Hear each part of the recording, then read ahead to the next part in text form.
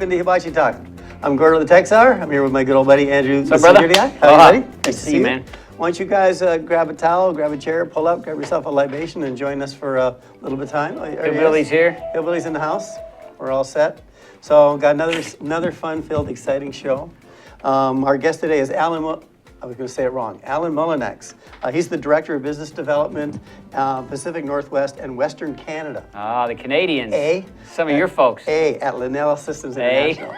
Right on. So I think we should do this show. We should do A at the end of every sentence. So he's going to be talking about developing international partnerships in technology. How do you respond to that? Or do you make, is it a question or what? I don't know. I got to figure it out.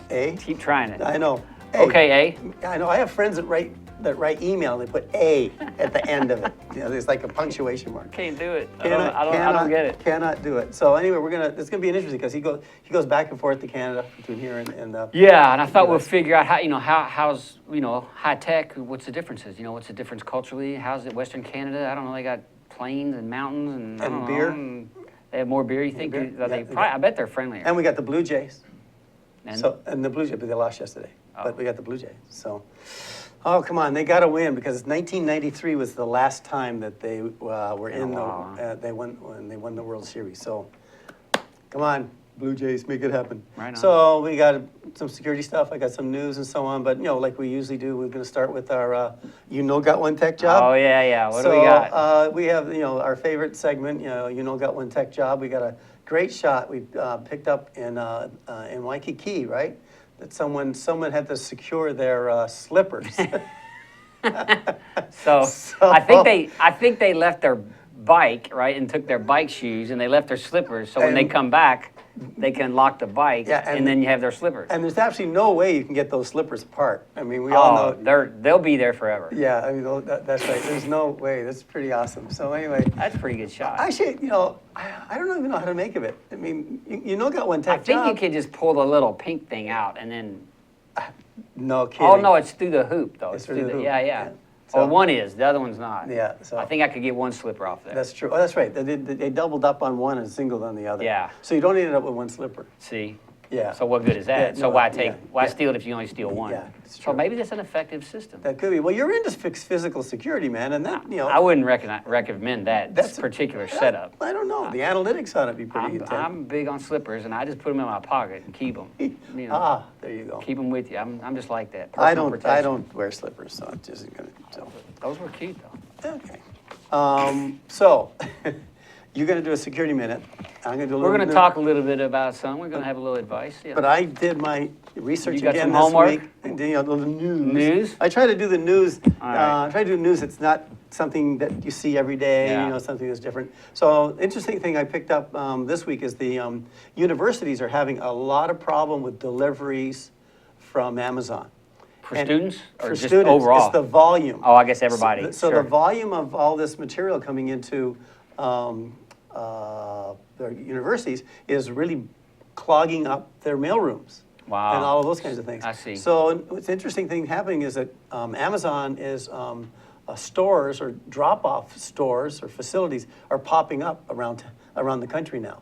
Oh, around the bigger universities? Yeah, around the universities. Oh, so you just stop in and pick up your package? Yeah, so it's Cincinnati. They got one in Cincinnati. They've got. That's not as good as coming to your door, though, eh? I know, eh? I did it. Awesome. No, I guess it isn't, eh? So they, so that's been the Was that Amazon thing. Prime close to Prime? Close to Prime, maybe. Prime not to the door, but Prime like to the, not far. I'm wondering though, and I haven't looked because I haven't been able to, look at the addresses. I wonder if the buildings they're going in have flat roofs, and they can have the drones. They got the little drone delivery. Put the drones on top. Dude, that'd be cool. Now that'd be cool. Now then they could take them from there to your door. Yeah. And so, who's not going to really happy with the show? McGullible. The McGullibles. McGullibles are not going to be happy with the show. So anyway, I thought that was kind of cool. They're going to critique my A. Yeah. So anyway, that was a neat story. Then the other story I got was we're all about hacking and the costs and all this kind of stuff. So I want to know what's it costing? What's it costing per year for freaking billions? I don't know, per company. I have no idea. Yeah, so they're saying that the average American, this is in the smaller businesses side, is costing $15.4 million a year. And for just like denial of service attacks, all Sure. the simple, these are not the big hacks. These Yeah, are the simple ones that you see coming at you, or affect you it. don't see coming at you, like at your email, flooding your emails, Yeah. denials of service attacks at your websites, or at your networks at your Yeah. office and such. So, And it's probably affecting your commerce, your ability to do business, and Right. you're not transacting as well as you Yeah. could or whatever. So and that's just U.S. Interesting. So that's just Wow. in the U.S. 15 million. If you take the global, when it goes on, it has another 13 to 14 million dollars a year. Wow. On just lost businesses on those simple types of cyber. yeah, the stuff that's threats. running constantly, Constantly. like on Norse and all. You Yeah, can just sit there and watch all it this happen stuff, all day long. all yeah, this yeah. stuff. Wow. So pretty. I thought that was kind of an interesting thing. And then the interesting is that the amount of money per hour that you spend trying to make repairs from all of these things that Okay. are happening. And in some Per cases, hour? per hour, $40,000. It Wow. can be as high as $40,000 in costs, because that's all your lost income during that happening, the time to get things resurrected, and so on. It Sure, can be the as high as- monitoring, the Yep, recovery. all that stuff. Wow. So cost of That's insane. $40,000 That's probably per like hour. banks and healthcare, I would think. Yeah. So as we come back and we tell everybody, we always talk about this and so on, but the basics of upgrading and keeping your patches in there and so on. If you're sitting there looking at $40,000 an hour, I'd be I'd be paying a little more spending the money to attention. do that stuff, Yeah, right? Because I- there's the cost of prevention or I the know. cost of keeping your I cyber know. hygiene up is far less than 40 It's grand an far- hour. I'm I sure. know, it's tough. Depending on who you are, I guess. Yeah.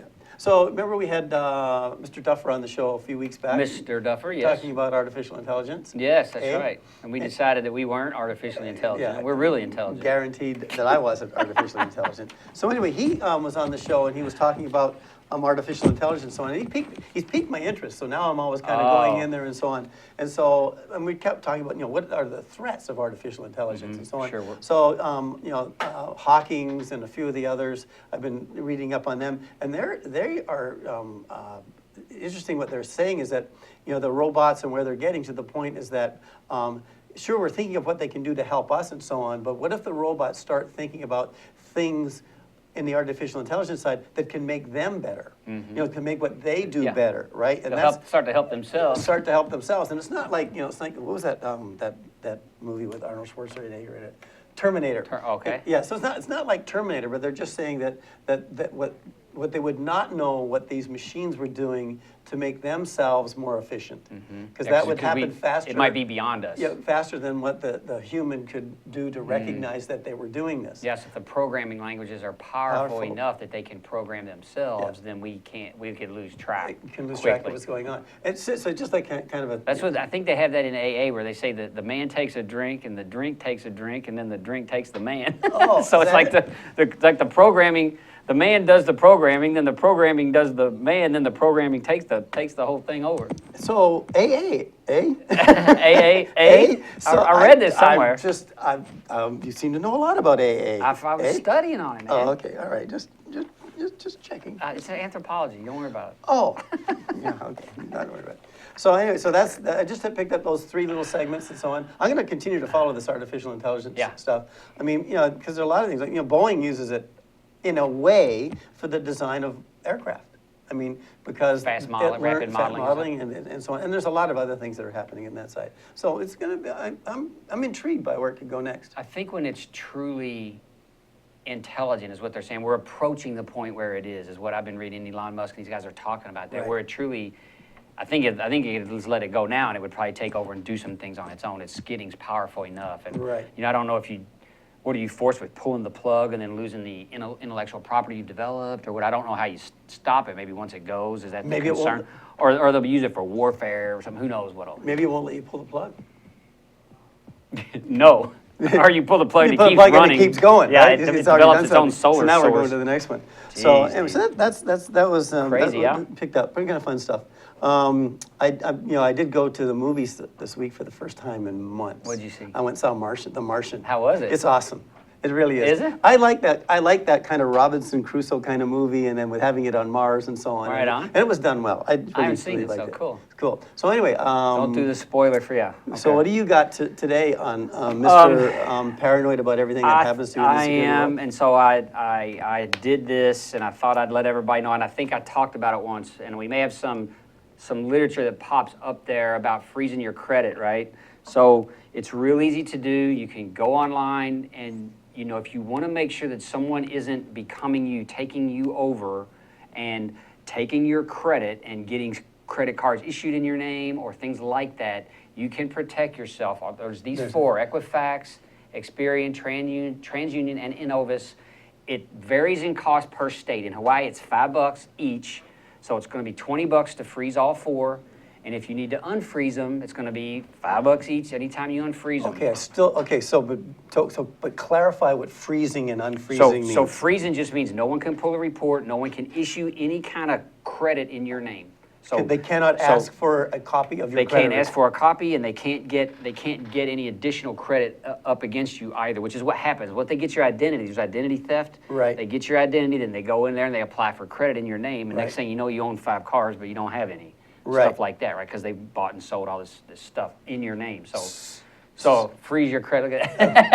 Oh, I kind of like that. So it's $5 a year or per month, or how does that work? It's $5 to freeze it. Oh, $5 one-time fee. Yeah, and as long, you know, like obviously if you're going to be applying for a house or something, you'll have to unfreeze it to let the bank get your record. So if you're going to be needing credit or doing credit applications for something that you want to purchase, you're going to want to unfreeze it for that purpose only. Like I can unfreeze it and say, let Bank of Hawaii check this and freeze it again in 48 hours. Okay. Or whatever. So you can really get granular with who's allowed to access that record and then use that information. So and that's what we're trying to protect. You have to call them, or you can do it online? You can do it online. Oh, you just do it online? Yeah. Pay your $5 per...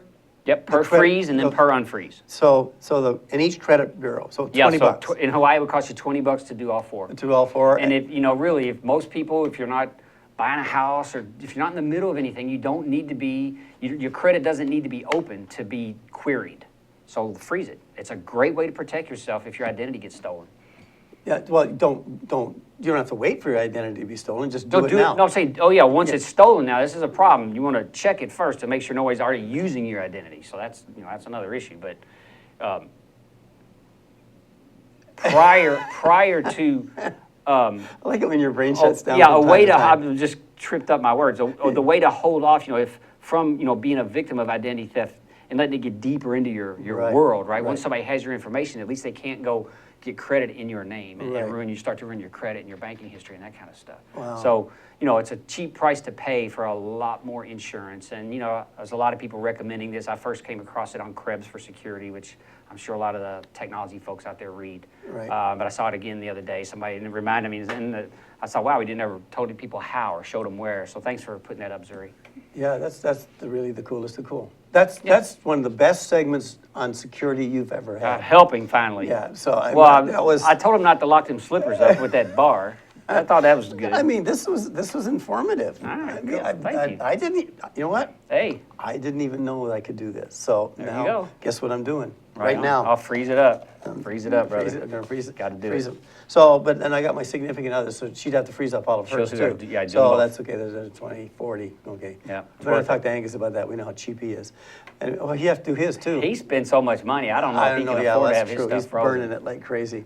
So anyway, well, speaking of which, we're coming up on that time. Let's go get Angus. A little break. We'll go. I see him down over there on the beach. So we'll go down on the beach. We'll grab Angus. We'll grab our guest, Allen Mulanax. Now, if he was in Canada, it'd be Allen Mulanax. Because they get, oot and about the hoose. What? Oot and about the hoose is what they say in Canada. So he's the Director of Business Development for Pacific Northwest and Western Canada at Lenel Systems International. He's going to talk about developing international and partnerships in technology. So we're going to take our break, and we'll be back in a minute. Hi, my name's Hillary Weinberg. I'm the host of The Whole Gamut on ThinkTech Hawaii. See us live every Tuesday at 1 p.m.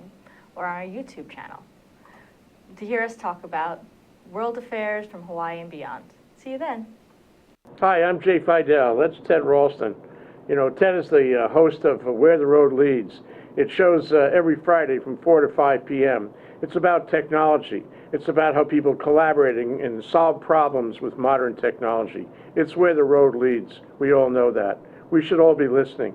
Join us there, 4 to 5 p.m. every Friday. Now, what about that do you agree with? All of it. I knew he'd say that. Aloha. Say aloha. Aloha. Good. Aloha, this is Alice Lee Hagan from ThinkTech Hawaii Business Education Spotlight. My show is a bi-weekly show on Thursday from 3 to 4 p.m. We invite interesting people, entrepreneurs, fascinating leaders who contribute to the social economic well-being of our state. Please tune in to my show, Business Education Spotlight, ThinkTech Hawaii, bi-weekly, Thursday, 3 to 4 p.m. Aloha. Aloha, my name is Jim Sean, and I'm host of a show called Education Movers, Shakers, and Reformers. Each week, live streaming at noon on ThinkTech Hawaii, we interview people who have special insights into education from early education through K-12, all the way through higher education and beyond. Both public and private are areas we're interested in. We dig deeper. We try to find out what it's really like to be involved in making change, advocating for it, how you reform, what people's philosophies are in reforming it. As I said, we're live streaming every Wednesday at noon on ThinkTech Hawaii. And later on, you can find these interviews on YouTube and on the Hawaii Educational Policy Center website. We hope you join us as many times as possible. Aloha. Hi, my name is Cindy Matsuki, and I host High Growth with HTDC, where we talk about all things tech, innovation, entrepreneurship, and manufacturing, because there are tons of things that are happening in Hawaii in those fields, and we like to share them with you because more people should know about them. This show broadcasts live every other Tuesday at 3 o'clock on ThinkTech Hawaii. And tune in, and we'll see you then. Thank you.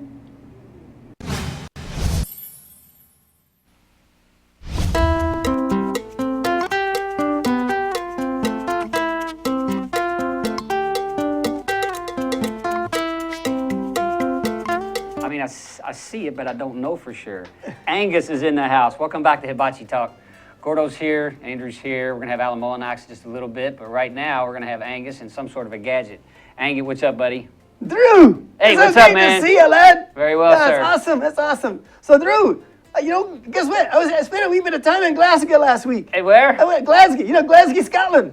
Where? Okay. Yeah, what's the matter with Glasgow? It's going round the round. Anyway, I was there, we're in Scotland and Glasgow, and I was at a tooth convention. Toothpaste convention. Very important in Scotland. And the woman was telling me, did you know that 30% of the people do not brush their teeth? What? That's amazing. Why? I told her it's amazing though. In Glasgow, 30% of the people don't have teeth. Oh, hey, look at me, Andrew. Look at me. Look at all the pretty whites I got. You don't either. Yeah. Nice. It's terrific. Anyway, so that was what she was telling me. Anyway, Drew, I got a new gadget. What is Very it? new gadget. You saw what was happening this week, right? With what was going on with Microsoft. Microsoft's got all the cool stuff happening. I think they announced Surface. Yeah, the Surfaces and all that cool stuff. Well, you know what? I got to get myself a new phone. The glasses are getting crooked here. Anyway, I got to get myself a new phone. And so, guess what? I went looking at the new Windows Phone. It's a pretty cool thing, man. It's after years and years and years. It's coming out. It's pretty good. It's called the Lumina 950. It really is a cool device. I knew they're kind of copying Apple in some ways because they got the 950 and a 950S, which means it's bigger. Right? So I see. But it's nice. Which one did you go for? I'm thinking I got to go for the Wii one. You know why I would go for the Wii one? Why? Cheaper. But anyway, so it's looking pretty good. I really kind of liked it. It's running Windows 10. Yeah. So my PC's got Windows 10. Now this is running Windows 10. So it's kind of nice. The results are coming in, and people are pretty happy with it. It's got a real kind of device that you can connect it to your computer or to your monitor, and it can run it like a computer. You put a keyboard on it. Like a second monitor. It's like what's actually like a wee mini computer, like mini me or like mini you. Well, maybe you want the bigger one. No, I want the Wii one. The Wii Cheaper. one, cheaper. Yeah, that's right. So it's kind of neat, and it's running all kinds of neat things like it's better than the Apple. I think it's better than the Apple. Well, let's get it. Let's get it in It's here. better than the Chromecast too. So I kind of like that. Apple TV and the Chromecast. I think it's better than that. Anyway, I really kind of like it. It's $549. How many? $549 to start. You know how much you've invested in technology this year? We will not talk I'm keeping track. Yeah, let's not let the lassies know either. I get myself in a wee bit of trouble. So anyway, it's kind of cool. I would say go down to the Microsoft store and check it out. Right on. I should start getting a commission on these things. Maybe. Anyway, so that's my gadget for the day. So you have a nice, safe trip when you went away. And just remember, everybody, let your wind gang free wherever you be.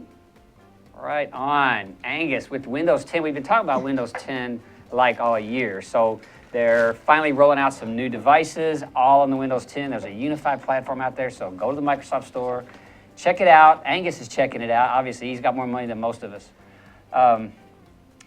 Allen Mulanax is in the house with us today. Allen, what's up, brother? Andrew. Good to see you, man. Good to see you. Welcome. Thanks for having me. Thanks for taking off vacation time and coming in here and sharing a little bit with us. My So, pleasure. it's nice to Yeah, see you. nice you to guys. see you, buddy. Nice to see you, All Gordon. right. Thanks for having me. Oh, that's great. Right on. Yeah. Right on. So what brings you? Just family time? Our What we 20-year doing wedding now? anniversary. Right on. This year for Congratulations. my wife and I, which for anybody that's been married, you know, it's 20 years is a long time. Yeah. So we're celebrating that. It's been Right a good on. time. Nice and relaxed vacation. We've just been sitting around and being lazy. And Whereabouts? Where'd you go? South Shore? we're on North Shore? the North Shore. Right on. Got a nice place on the beach. It's beautiful. It's quiet. The only drawback is that we brought my son. We were supposed to bring both my kids, and we ended up bringing just my son. My daughter started school. So there's a little bit of a third wheel thing going on, I so see. it's a little bit awkward. Ah. But he's our son. He's a great kid, so Yeah. we're glad to have him. Yeah. It's a Right good on. Yeah, I met him. Nice guy. Gabriel. Right on. Well, thanks for coming to Hawaii and stimulating our economy. Anytime, All the money you anytime. spend here, it helps go to our bottom line. So Good. it's very, very Hibachi talk? Yeah, right. Yeah, the tons A. of money. A. So yeah. So speaking of A, but we always like to ask our guests this one. Is like so. Where did you go to school? Where'd Yeah. you grow Where'd up? you grow up? Tell us about how I you grew got up started in in tech. California. So I grew up as my father sold farm equipment in Central California Okay. early on. Okay. We moved when the farming kind of fell apart a little bit in Central California. Moved to Southern Cal, so we moved to Ventura County. Wow. And I was fortunate enough to grow up in the Ventura Keys area of Ventura. Okay. And I went to Ventura High School. And the Ventura Keys area sits right on an inlet. There's a number of different inlets there that people have kind of boats docked behind their house. We weren't one of them. We were on the other side of the street. Right on. But a lot of my friends had boats, and so I kind of grew up there fishing off the docks and cruising around on little beat-up boats with my friends. And it was great. And then Ventura High sat kind of up on the hill there, so you could see out over the ocean, and just a wonderful place to grow up. Wow. Did you surf? Yeah. I bodyboarded. I surfed a couple of times. Right on. I never picked it up. But fishing. I fished A a lot the of time. fishing. Right on. Did you fishing while you were here? I fished every day I've been here. Oh, right on. Every Good single deal, day. man. Yeah. So Even you're the fishing local- off the shore? Fish it right behind our place. It's all rock, and then there's a little tiny cove there, about 30 feet. It's perfect for holding some little reef fish. So I've caught fish every day that I've been here. Nice. Yeah. So so in Ventura County was pretty techy in 1912 when you were there. 1915, all right? Come Right, on. okay. Yeah, so you were, so Ventura High School, did you go to college? Were you interested in tech back then? Or? Interestingly enough, we moved to Camarillo, Okay. California, my senior year, just after my senior year. I got a job with a place called Youth Employment Services at the time, Okay. and they said, we have this job, and back then I think it paid $5 an hour, which was a fortune. I think minimum wage was $3.35 or $2.08. I'm dating myself, but anyway, it was a. So you started $5 an hour. Started at $5 Okay, an hour. when you started your first job, what did you get paid per hour? $5. That was my dad. That was construction. Okay, no, Yeah. what mine was, ready for this? Don't fall out there. 65 cents Come an hour. on. Wow. That's what Canadian. I got paid per hour. A. Yeah. Canadian, which is only worth about a quarter now. That's right. Wow. 65 cents. There's one date how things have changed. Wow. So, okay, sorry, didn't mean to. I didn't No, mean that's to interrupt, okay. but it's That's good. okay. That's a good comparison. So the job was to go and pull some cable. They said you're going to be pulling cable, and Cool. you were going to be working underneath a guy, and you would just go out as an apprentice. You would pull cable. So I said, well, where are we working? And they were building a hotel right at the edge of Ventura Harbor. Okay. And so it was a big 300, still there, big 300-room hotel. And we were pulling all of the MATV at the time. So Which it was is antenna. MATV? Master antenna television. Oh, for the- so before cable. Okay, before right? cable, So pre-cable. there was a big Oh, it was still like antenna hub. distributed, but it was like a single antenna. It was Okay, distributed gotcha. with amplifiers everywhere, but Wow. I basically was dragging coax at 17 years old through these hotels. No, that's Okay. And it was just, a summer job. Well, that guy eventually picked me up as a permanent employee and started his own little alarm company. Oh, alarm. And so right the on first, IDS. yeah, and the first alarm I ever did, I went up to a home and I ran wires to all the windows and we did all that stuff. And Yeah. I was fascinated by it. I was fascinated by drilling through and getting wires into places. And as a 17, 18-year-old kid, they showed me the control panel, which I wasn't allowed to touch, of course, but it was magical with flashing lights and all these things on it. And yeah. I was, Wow. I was fascinated by it. So you started the security industry right out of high school? 17 years Or old. even, yeah. were you even done with high school? You were just interning. I was the summer before my Wow. senior year. That's awesome. Yeah. So you essentially stayed in the tech side, but stayed in the physical, well, this is the physical security space, Yeah. which really was in its infancy back in those days. Really was, yeah. I mean, you're talking, Tripwires. Was it yeah. tripwires? Was it hardwire panels? Were you, They you were were burning hardwire EPROMs panels. and all We that, were burning right? Yeah, EPROMs. for It was sure. the- We were doing that in the mid-90s, so. If you remember the McCullough transmitter with the open and close wheel, you Yep. guys Yeah, I Okay, remember I know what that Blaze? is. Okay, I've so never I was used one, but- servicing those. Really? We were taking them out and putting in digital dialers. Wow. But they had the coded wheel, so Sure. 3 notches and a Sure. 1 and all that good stuff. Wow, Wow. right on. So here you are, you know. So he go goes ahead. from pulling wire to programming, right? To how did it evolve? So we, actually, the company I worked for was owned by Bay Alarm at the time, and they built a UL Grade A central station in Ventura. And I was fortunate enough to be a part of that. Right. And we installed my very first access control system, which was made by IEI. If you remember, those are still around, or they were purchased. Sure. We printed barcodes on dot matrix printers on pieces of paper, Oh, and then we for the- cut for them. the- yeah. That was my job. I didn't get to do anything cool. I cut the barcodes. You made the out, badges. and I got to run the laminator. Wow. And I laminated these Woo-hoo! red Got badges. to run the laminator. Yeah. Wow. And that was the first access control I did. Yeah, yeah. And, And it I was in a little, all contained in a little Yeah. wall, like a gang box. Yeah. Yeah. Yeah. I remember those guys. Okay. Wow. Yeah. Barcode. Yeah. Dude, you've been doing security a while. Long time. Can yeah. you read a barcode? Can you read a barcode? You can just Can you actually read? well, we don't like- use them anymore because you can just copy them on a copier. Like they're just Right. not secure. So Right. they, Yeah, they went well, away. I know they're talking about the barcodes now that are on your airline ticket. Yeah. That if you lose those or don't shred them, that may have more information on it than you possibly know is on it. Oh, is that so right? don't. I didn't you know, read about that. Yeah, so you rip up and throw away your airline. Well, I always use it tickets. online, huh? Yeah, On or my use phone. your Yeah, yeah. online. Yeah. So. It disappears. So now Wow. this industry. Well, tell me what you think this industry has done over the years. I mean, as far as Oh, man. maturing and or Yeah. maybe not maturing. You know, it's interesting. So then there was a lot of hardwired. Everything was wired. Everything was So hardwired, we did a lot of EEPROM, we sure. did a lot of higher There security. wasn't a lot of software, you know. No, there and actually DOS there were no maybe. computers. Yeah. At least when I was early in. Yeah.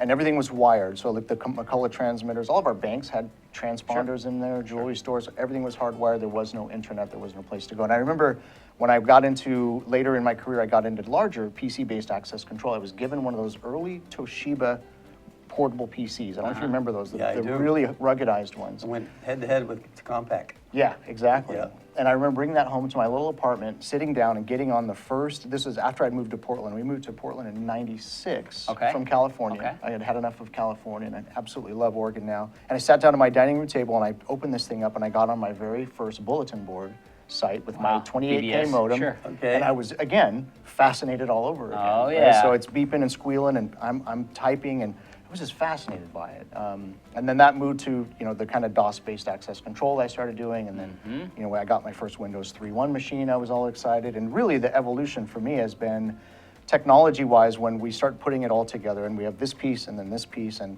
as integrators and other people have done, they start to put it all together. They start to take the latest leading thing that someone's doing and integrate that in. So not so much integrating of systems, which is another piece, but integrating of technology where we know this technology does this, so let's leverage that to do this piece. And then people began to write software around it, and we got to where we are today, where we're so integrated that I can barely pick up this cup of water without having some kind of other change happen somewhere else. Ah, you yeah. know? Artificial intelligence. yeah. when you- And interestingly, what Angus was talking about, Windows 10's evolved that far, but it was the whole back office suite, Windows 95, that really 32-bit operating system that allowed, was the first wake-up call, at least for the security industry, to say, oh, we've got to go start writing software and get to a software-based position like the founders of Lenel were looking at. Right. back So in the day. this is a good, a good great segue. segue. Man, Segue A. he's getting really good Yeah. at this. A? Segue pick it up on A. you. I can see a clock behind you, that's why I know what time it is. I see. We gotta pay bills. We gotta go pay a bill. But what we'll do is we've been talking about the technology. Now we're gonna go. When we come back, we're gonna talk about the relationship. Yeah. Canada A and the U.S. Canada. A. Canada.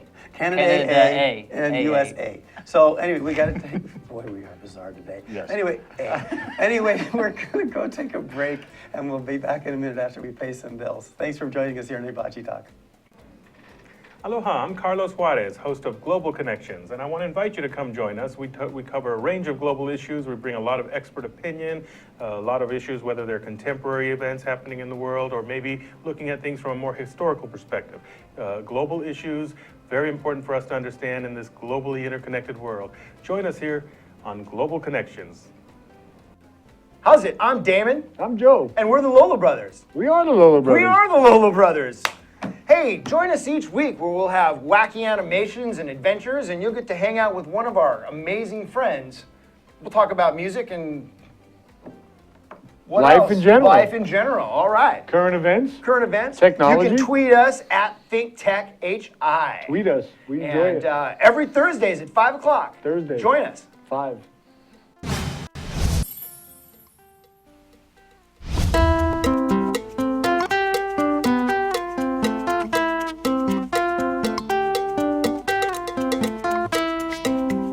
Aloha, welcome to Ibaji Talk. Gordo the Tech's out here with my good old buddy Andrew, the security guy. And we have Allen Mulanax here from Lenel. I'm Yes. just going to shorten it down, but you do work in U.S. and in Canada. Yes, sir. So we're going to talk about how it is to do this. But you know, you were talking, we're having so much fun with like A and A. everything. So ever think about why that started? No, I have Think no, about I how have Canada. no idea. Think of how Canada's spelled. C-A-N-A-D-A. So they just say A after Canada. everything? Yeah, that's right. Because they learned how to spell their country name and it just stuck with them? That's what I'm thinking right. And if you believe Can that, I get a beer, eh? Yeah. Yeah, A. If you believe that, boy, I got stuff for you. All right. So I'm anyways, easy. so we had a great conversation with you. So you're Lenel and you know, one of the premier, in my opinion, one of the premier access control management security systems. I've been involved with installing those I was with the sitting accounting and all of those kinds of things. So it's very good. But you have an interesting role in the fact that you've got Canada and you've got the United States territories. Yes. So how is that? And you don't have to be Lenel specific. It's just like, Yeah. He I can't know make it- his people mad in the north. You got to be. Yeah, he's got to Right. be a little political here. So we'll give you a break if we can. I know what it's like working with those Canadians. Eh? Well, they drink a lot of beer, eh? Hey, Yeah. They do. They're good, great guys, eh? They are. And one of the first things that I learned is not to say A. Is being that right? From the States, because it kind of doesn't sound right. It sounds fake. Oh, It's like me coming over does here it and sound speaking. fake? It does sound fake. And do they call you out on it? Like, Yeah, I got called out because actually I said project instead of project. oh, I say I've project, heard that. they say Yeah, project. I've heard that And, because I know the Cantava guys, so they say project. They yeah. do. Yeah, And yeah. so but it just came out. You know, Wow. I was kind of acclimating myself. Yeah. So it's interesting. Because you hang around them. Is it a garage or a garage? Garage. Yeah. Absolutely a garage. That one I won't pick up on because that's just a little bit funny coming out of my mouth. Yeah. Wow. But it's been interesting. When I first took the role, I cover, in Canada, I cover everything from Manitoba west, which is really more than Western Canada. It's Wow. kind of like central. Wow. Yeah. So it's a big chunk of dirt to cover, and I looked at it on a map, and I said, gosh, how am I going to strategically cover all these people? And what I found is, as I move into each city, and primarily I'm Victoria, Vancouver, Calgary, Edmonton, a little bit in Saskatchewan, a little bit in Manitoba, what I found was that everyone was very, very generous in their time and their education to bring me the new American, because I wasn't really familiar with Canada at all. I hadn't traveled wow. up there Okay. much.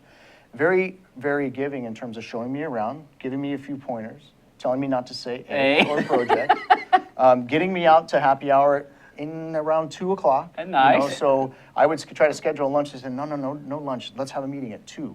And we'll just call it from there. We'll spend the rest of the day, and we'll sit and we'll chat, and we'll have a beer and we'll talk. We'll Right have a on. beer and we'll talk. So And- tell me, why did I leave Canada? Well, you were chasing a dream of ATM or something. Oh, okay, man. Sorry, go ahead. No, that's okay. So that, as a business development guy, that's how I began developing business. A lot of social time with people. And so it's been almost 3 years now. And to this day, that social time just continues to increase. We work hard during the day. We get up early. I usually have an early breakfast. So Canadians love to get up early and have breakfast. And I don't understand because we just went to bed 4 hours ago, and these guys want to get up and have breakfast. Back bacon on a bun, man. I Yeah. tell you, back bacon. I tell you, that's awesome. Poutine, man. Those Oh. are terrific. Those are, and a good old Labatt's 50. Man, Now, you're I thought it sitting was there. poutine, eh? Hey, No. yeah. It's poutine? Poutine. Yeah, those are See, I'm from excellent. Kentucky. And there's a now. place in Vancouver that does it with jalapenos and serrano chilies. They chop them up and they lay them on there. And it's the bomb, that's huh? that's my deal. Yeah, it Wow, doesn't right agree on. with me too much, but Oh. so basically moving around that whole kind of area that I was in, I got to meet a lot of different people, and there seemed to be a kind of a tighter sense of community that I was familiar with in the States in terms of the business community. So it seemed to me, and maybe it's just my perception, that at least as a newcomer to that business segment, I was more welcomed and more supported in terms of being a manufacturer's rep and a business development guy in Canada than I was in the States, which is interesting because I've lived in the Pacific Northwest now for 15 years. Yeah. And I do have strong relationships there, but some of the relationships I built in this short 3 years in Canada have gone much deeper. I think I was telling you, Andrew, that we went on a clay pigeon shoot a few weeks ago on a big 18-hole pole course, if you will, with shotguns, and we were hooked up on a little flatbed trailer behind a quad with chairs strapped to it and a cooler in front of it. No beer until we got done shooting, of course. But we cruised around this place with these Glad guys. to hear that. And some of the nicest people you'll ever meet. And there were about 200 guys out there in the And they Edmonton play 18 business holes area. of clay 18 pigeon holes shooting. of clay pigeons. That's pretty cool. And the American came up and outshot all the Canadians. Did I did you? really well. I outshot everybody on my team and Wow. then several others. But Right yeah, on. and in the States, it's a little bit, to me anyway, a little bit more professional, a little bit more rigid, a little bit more cold, if you will. I don't know if you're familiar with this term. Is it more competitive? The You term think maybe? cold or the term? No, the term ice. So Oh, there's a ice. term that someone told me just recently, Seattle ice. I've heard of that, but there seems to be some of that where people have a tougher time in Seattle developing more than just acquaintance type friendships. In business. In business. I see. And even in personal life, I had a couple people that moved up there recently tell me that. And we do well in Seattle. It just seemed a little different. So I really enjoy all of my markets. I love going to Alaska. People there are great. But in Canada specifically, there seems to be a warmth there that at least I've been accustomed to now. And I wonder if it's are they less competitive? You think? Are they more? No, I mean, like in other words, they don't I take it No. like they No, compete no, hard, they're but not as but competitive. maybe they're like friendly about it, like friendly like they respect their competitors I more. think so, Whereas yeah. in America, we're like maybe hyper competitive. So it's like if you're not with me, then I'm out to kill you. You know. Whereas Yeah. there might be a little more respect or something. I It think. could be. And I think, too, that the Canadians are a little more risk averse in terms of, for my business specifically, where I'm selling Lenel software and I'm trying to continue to move us forward in the marketplace as a #1 software manufacturer for security. We continue to grow, and there's a lot of competition for us. You know, there's a great deal of competition Oh, for yeah. us. And so that's kind of our job, and we're used to it, and that's what we do. But I think some of the Canadian specifiers and consultants specifically are a little bit more risk averse, and they want to stay a little more consistent and deliver something that they know has been around a long time. They trust. Versus a lot of the American folks are just, they'll roll the dice, and if we can save a few bucks, let's do it. Yeah, and they'll make the change, They'll right? make the change. And in security, that's not always been the best practice. We've been around the industry long enough to see a lot of things that were here are gone now. Yeah, I would say that, once kind of get set in their ways, once something happens within the Canadian business community, if you're doing something that's working well, they get set in their ways, and why bother to disrupt that apple cart, right?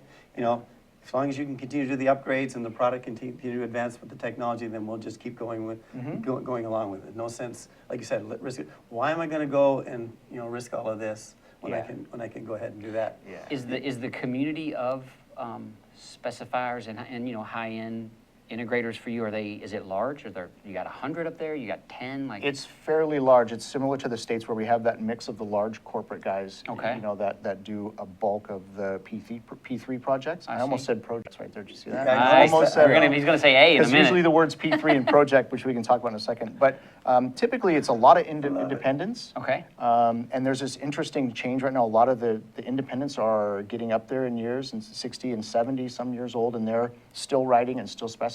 And there's the younger generation starting to come up underneath these Be guys. careful with 60 and 70 years old. Well, I mean, I'm not that far you're- away myself. You're treading on, well, you certainly hide it a lot better than I do. You're treading on some sensitive territory Oh, there. well. But So- but those guys are really, really, really embedded into the community. I see. Really embedded Sure. into the community in all ways. They've been doing it for so long. And then the younger bucks are coming up and making their way. And so it's been an interesting, we're watching some of those guys. One of our close consultants just bought a beautiful home on a Soyuz Lake in Canada. He bought this beautiful place, and he says, I'll work 2 days a week, and the rest of the time I'll be out there on the lake. Wow. Yeah, so- That's nice. Again, why did I come to the? You I came, could you be up came there down in here Canada. to be with Angus. Yeah, it's a little chilly up there. It is chilly. Little bit chilly. It is chilly. So, So what's the big project you got going on now? What kind of stuff you been doing? So right, What's interesting? Yeah, that we can talk about. That's a good question. So we're working at the Soyuz Correctional Facility. That's something that's coming right on. together for us real soon. A lot of stuff with healthcare in Canada for us. Sure. We do real Sure. That's well big there. everywhere, I think, right? Yeah. Like, so healthcare, we're seeing that too. so one of the challenges you must have has got to be the fluctuation of the dollar.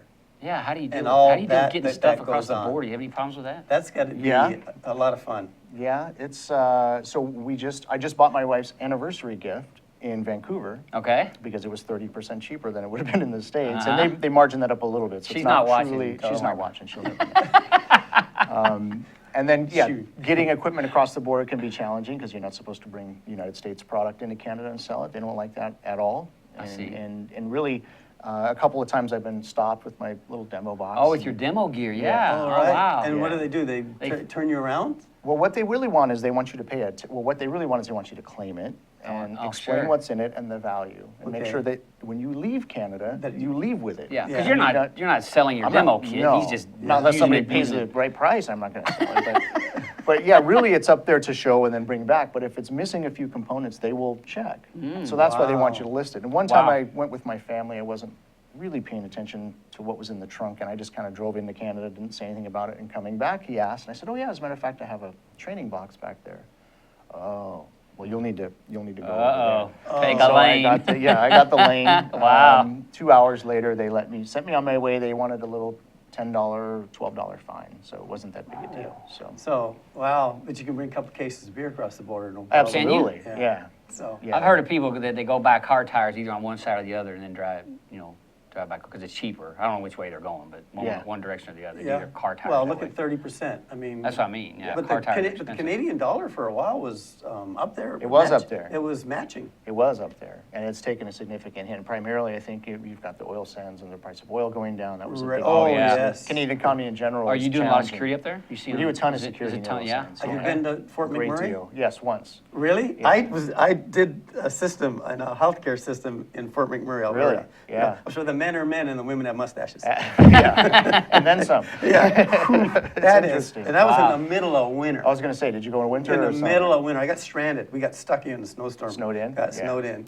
And do they still have just like a portable classroom as the airport? Just about, yeah. Oh, yeah. man. And most of the oil camps up there are portable. Everything is modular. So Yeah. we actually build see. modular security trailers that are built for either to house or house equipment. And they I are see. built with all the Lenel gear inside them already, and they're built typically in Calgary, Edmonton, and they're shipped up to the patch to be Right on. installed up there. But Wow. that's quite an interesting economy up there, Yeah. of which I knew nothing about before I took this job. I had no idea really what went into building those almost portable cities, if you will, those mini Yeah. camps that come up out of the ground out of nothing. And are they still trying to squeeze oil out of the rocks? Oh yeah. Absolutely. That's what they're just. They'll squeeze it out of anything They're they can get it squeezing- out of. I mean, I don't want to say the Canadians are tight. Well, what's the difference between Canadian and a canoe? What? A canoe tips. The Canadians are going to kill me on this show. I'm Canadian. Dude, So, the McGullovs are going to be hacking into us and blowing us up. So they'll squeeze, like you said, they'll squeeze oil out of anything up there. Yeah. Wow, I can't believe they're still up there squeezing that. They had one bar when I was up there. That's all I remember was one bar. One bar. Yeah. Wow. And it was busy. I'll bet. All I'll the bet. time, The busy bars all are the always busy. Yeah.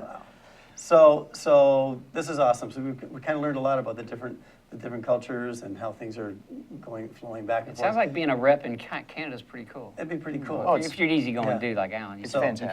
can, you can make some Well, friends if up you there. never need any help in translating what goes on up there. I will. I will. Hey. I'll let you know. Project or He can project. say, hey. Yeah, I'll let you garage, know. garage. Yeah. Radiator. I mean, we can do all that kind of What stuff. I need is somebody to go to a hockey game with, because despite Oh. being there for 3 years, I've been to several NHL games in the States. I've Well, yet to go to a game up there. There we go. Toronto Maple Leafs right here. Yes, this is it. Hockey season just started. I'm on the west side. I'm kind of a Canucks guy. Yeah, Vancouver Canucks side. I don't Right. I'd love to go to a hockey game. Love to go to a Yeah, hockey game. yeah. It's terrific. So anyway, we've blown through another wonderful period of time. The 45 minutes in Hibachi Talk. But this is a standard giveaway that we give to all of our guests. It's our solo cup, autographed solo cup, number 38. Number So 38. cherish that for the rest of Beautiful. your Yep. natural life. I will. And bequeath it in your will to the generations. The appropriate Since you were talking about generations. old people. So Nice. but anyway, hey, Al, I really want to appreciate you for spend some time with Absolutely. us, driving down from the North And Shore. on his anniversary. too. Anniversary. Yeah, How was you traffic? bet. So coming thanks, down from the North Shore? we gotta thank Patty for letting him come Thanks, out. Patty. Easy money traffic today. Yesterday, not so much. Oh, But yeah, good. yeah. Thanks for having me. My pleasure. My pleasure. Anyway, I want to thank all of you for joining us again at Hibachi Talk. Order the Tech Czar, Andrew the security guy. Follow us on Facebook. Nick Zuri. Nick and Zuri, thanks a lot for keeping us on the straight and narrow. And just remember, like I say to you guys every week, and keep it going, how you doing?